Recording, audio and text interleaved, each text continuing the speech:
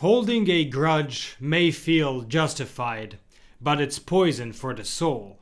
Today's stories could be exactly what you need to finally let go of hatred.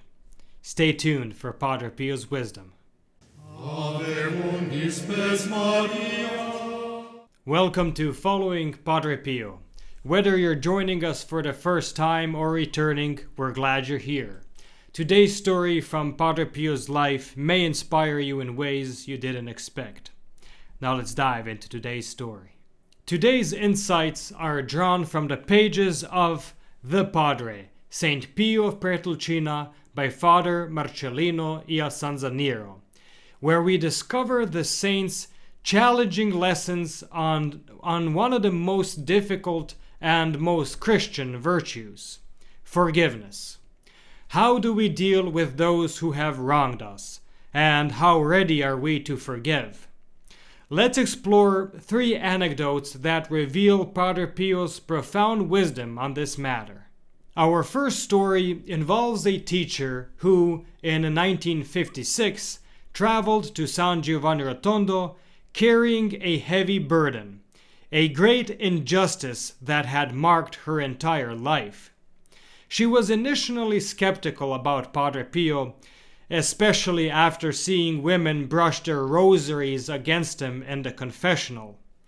Shaking her head, she muttered, "That's superstition, sorcery, mere credulity." But then she added, almost as a prayer, "Lord, if this friar is truly a saint, give me a sign." Unable to make her confession that day because of the long queue, she returned to the hotel. That night, she awoke at 2:30 a.m. to a powerful fragrance of roses. She wondered where it was coming from. She had no perfume with her, and on the little table beside her bed, there was only a cigarette butt she had put out before falling asleep. In the morning, she searched the hotel for a rose garden, but found none. Later that day, she went to confession with Padre Pio and immediately admitted, "I cursed the mother of my ex-fiancé because she was the cause of our broken engagement." Padre Pio reacted sharply, "And who are you to judge? You will only return here when you are truly repentant." And with that, he slammed the confessional door.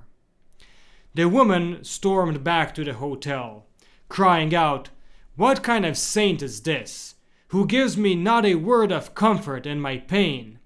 I came expecting consolation." But as her anger grew, something unexpected happened. Suddenly, a wave of violet perfume filled the air. She fell silent and asked her friends if they could smell it too, but they smelled nothing. At that moment, she realized that Padre Pio, though stern, was by her side. Little by little, she calmed down. Her heart softened, and she discovered that her hatred had simply vanished. A month later, she returned to San Giovanni Rotondo, and this time Padre Pio gave her absolution. And that concludes our first story. Padre Pio knew this woman's confession wasn't sincere because she still carried hatred in her heart.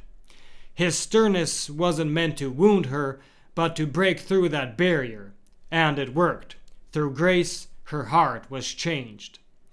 Padre Pio sometimes reminded people that true forgiveness begins before words are spoken in confession.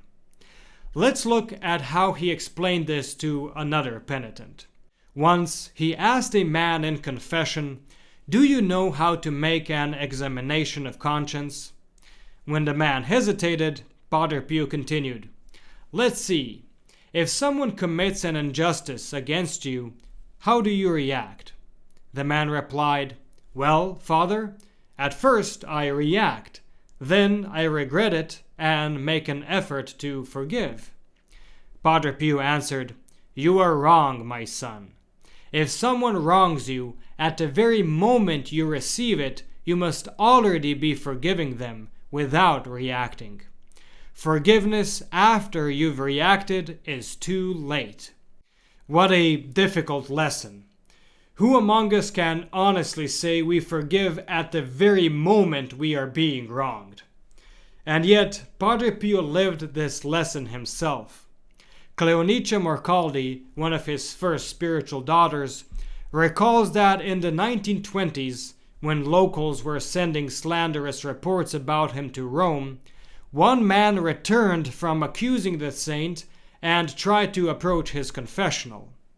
Another friar, knowing what the man had done, tried to block him, but Padre Pio insisted he be let through. When the man came near, Padre Pio called him by name and exclaimed, "Hey, how long it's been since you've come here? Come, give me a hug." And he embraced him in front of everyone. On a different occasion, when a woman admitted in confession, "Father, I find it difficult to greet people I dislike," Padre Pio replied simply, "Pagans do the same." For him, even coldness, aversion, or instinctive dislike was contrary to the gospel. In these stories, we see the fullness of Padre Pio's teaching. Forgiveness is a journey guided by God's grace, a disposition we must cultivate in advance, and a radical love we are called to embody in the moment. It's the hard but holy path to true freedom. As the writer C.S. Lewis once said, "To be a Christian means to forgive the inexcusable, because God has forgiven the inexcusable in you." Thank you for watching. If you enjoyed this video, please like and share to help spread Padre Pio's message. Don't forget to subscribe and click the bell so you never miss our latest uploads. Want to deepen your connection with Padre Pio? Consider becoming a protected child of Padre Pio, a special way to grow spiritually and be part of our prayerful community. You'll find a link to the joint page in the description below. Check out the recommended videos on the end screen or the links in the description for more inspiring content, including our Padre Pio Thoughts for the Day playlist.